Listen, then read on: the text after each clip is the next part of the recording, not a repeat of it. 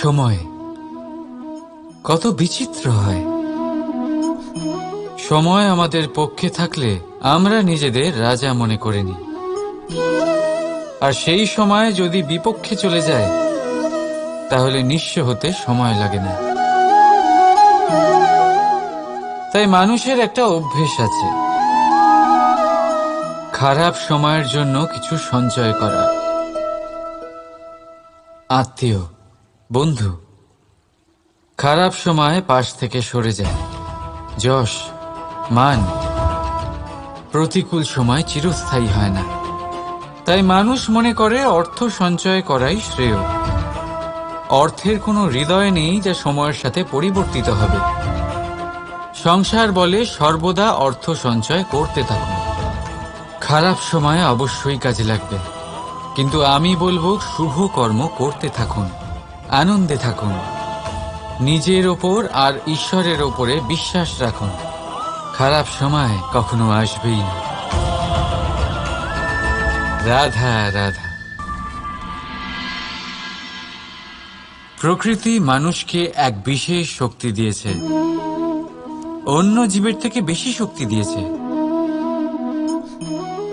স্মরণ শক্তি। এই শক্তি মানুষকে অন্য জীবের থেকে ভিন্ন করে, ইতিহাস রচনা করার প্রেরণা দেয়, জ্ঞানকে বংশানুক্রমে এগিয়েও নিয়ে যায়। আর যারা ভুলে যান, অধিকাংশ সময় তারা উপহাস আর দয়ার পাত্র হয়ে যান। কিন্তু এটাই কি প্রকৃত রূপে সত্য? না। এই স্মরণ শক্তি মানুষের বিকাশের সব থেকে বড় বাধা হয়ে দাঁড়ায়, তার মনকে দূষিত করে দেয়। খারাপ অভিজ্ঞতা, কারোর করা বিশ্বাসঘাতকতা, কারোর কটাক্ষ বেশিরভাগ মানুষই ভুলতে পারেন না, আর তারপর প্রতিশোধ নিতে উদ্যত হন। প্রথমে সময় নষ্ট করেন প্রতিশোধের প্রস্তুতিতে, আর তারপর সময় নষ্ট করেন প্রতিশোধ নেওয়ার সুযোগ খুঁজতে। যদি সন্তুষ্টি পেতে চান, যদি জীবনে আনন্দ পেতে চান, তাহলে স্মরণ শক্তির সদ্ব্যবহার করুন। নিজের স্মরণ শক্তিকে চালনা করুন শুধুমাত্র ভালো কথা আর ভালো স্মৃতির দিকে। জীবনে আনন্দ পাবেন। রাধা রাধা।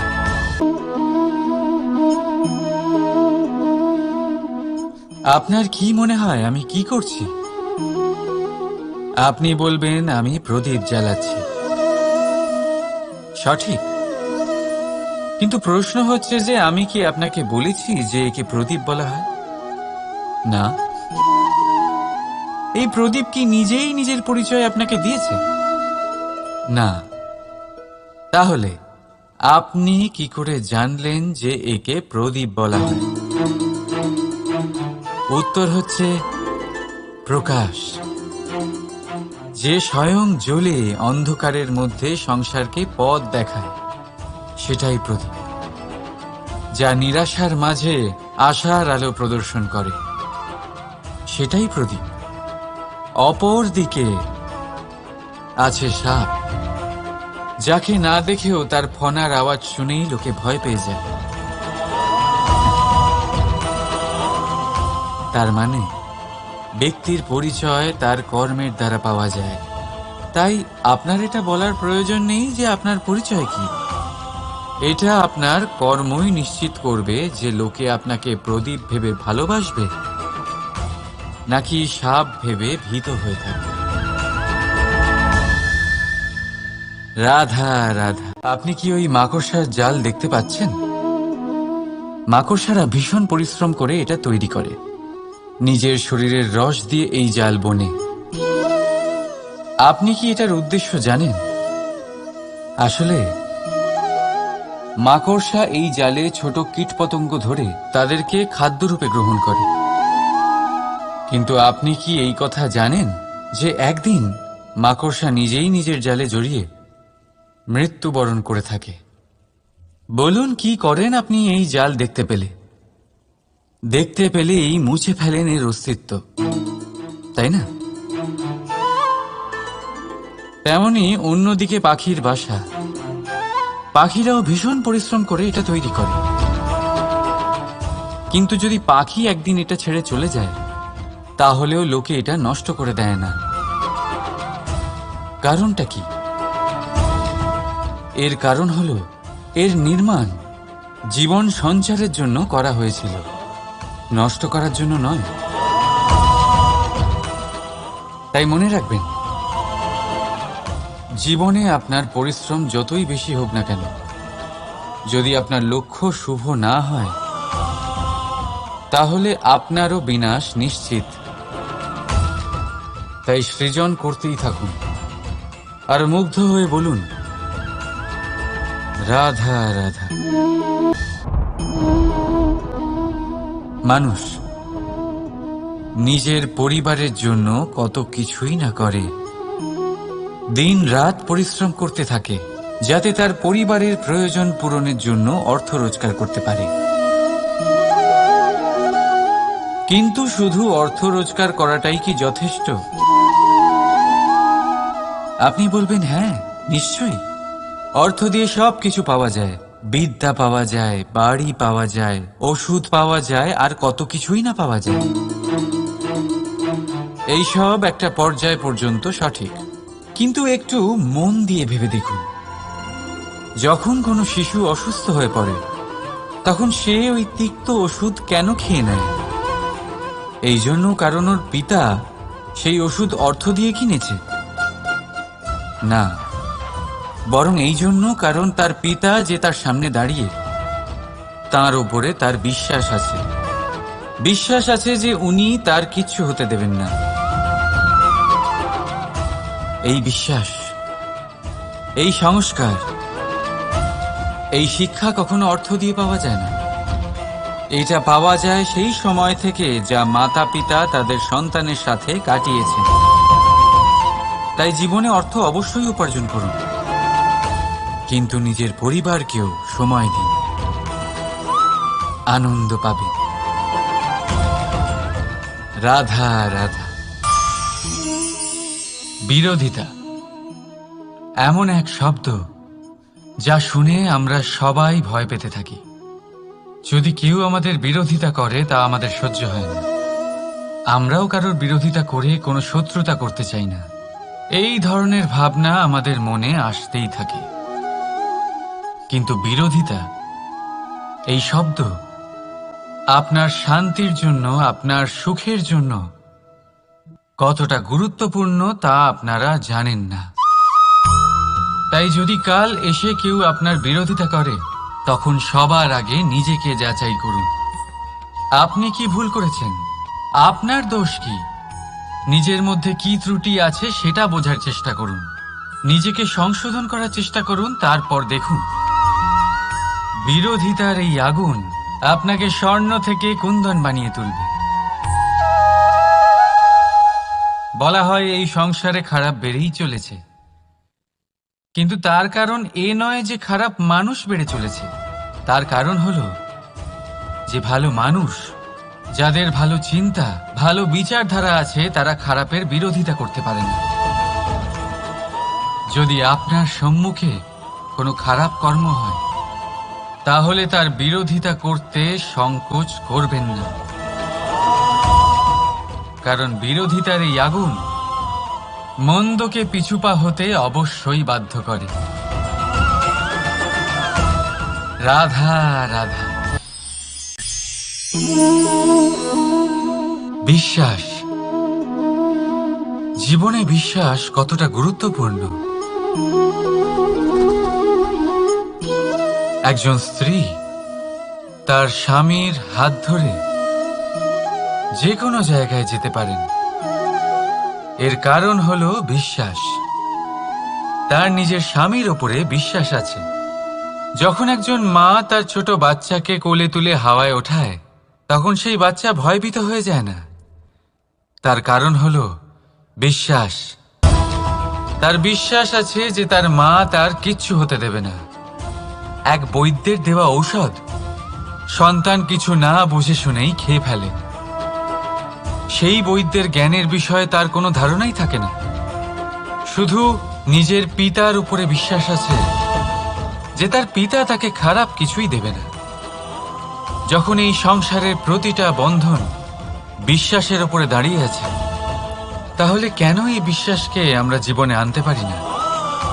আপনি নিজেই দেখুন, এই বিশ্বাস নিজের জীবনে এনে দেখুন, সবকিছু আরো সুন্দর হয়ে যাবে। তাই ভালোবেসে বলুন, রাধা রাধা।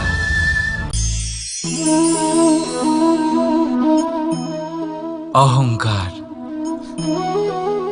এই শব্দটা সবাই শুনেছেন। বহু মানুষকে আপনি এটা বলতে শুনেছেন যে ওই ব্যক্তির অহংকার আছে, ওই মানুষটির ক্ষমতার অহংকার আছে, ওই ব্যক্তির নিজের রূপ নিয়ে অহংকার আছে, ওই ব্যক্তির নিজের অর্থের অহংকার আছে, ইত্যাদি ইত্যাদি। কিন্তু এই অহংকার, এর অস্তিত্ব হয় কি করে? এবারে একবার এই হাতটা দেখুন। যদি এই হাতের 5 আঙুল উঠে দাঁড়ায়, আশীর্বাদ। আর যদি এই হাতের 5টা আঙুল একসাথে মুঠো হয়ে যায়, শক্তি, সংকটের বিরুদ্ধে ঢাল। কিন্তু এই একটা আঙুল সংকটের কারণ হয়ে দাঁড়াতে পারে। এই একটা আঙুল শত্রুকে আহ্বান জানায়। এবার অহংকার বলে এই শব্দটাই দেখে নিন। আমাদের থেকে আলাদা হয়ে গেলে হয় অহং। অহং অর্থাৎ ব্যক্তির মনে হয় যে সে আপনদের থেকে, নিজের বন্ধুদের এবং সঙ্গীদের থেকে, নিজের পরিবারের থেকে অনেক উপরে, অনেক শ্রেষ্ঠতর সে। কিন্তু মনে রাখবেন, এই অহংকার কোনো ব্যক্তির অস্তিত্বের বিনাশের প্রথম ধাপ। তাই ঝেড়ে ফেলে দিন এই অহংকারকে, আর বিশ্বাস করুন আমাদের ওপর, কারণ তখনই আপনি শান্তি পাবেন।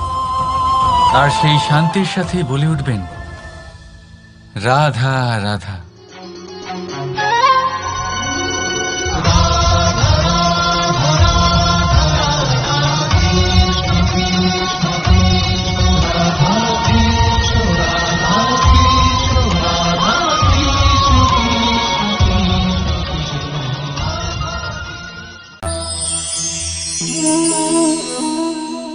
সাফল্য। যদি আপনাকে জীবনে সাফল্য পেতে হয়, তাহলে আপনি একাধিক মানুষ পাবেন যারা একাধিক উপায় বলবে আপনাকে সাফল্য পাওয়ার। দীর্ঘ সময় ধরে পরিশ্রম, চেষ্টা, নির্ধারণ, নিষ্ঠা এই বিষয়ে ভাষণ দিতে থাকবেন। একাধিক রকমের উদাহরণ আপনার সামনে তুলে ধরবেন। কিন্তু আমার এটা মনে হয়, আমরা কেন সেই বিষয়ে কথা বলি না যা মানুষকে অসফল করে তোলে?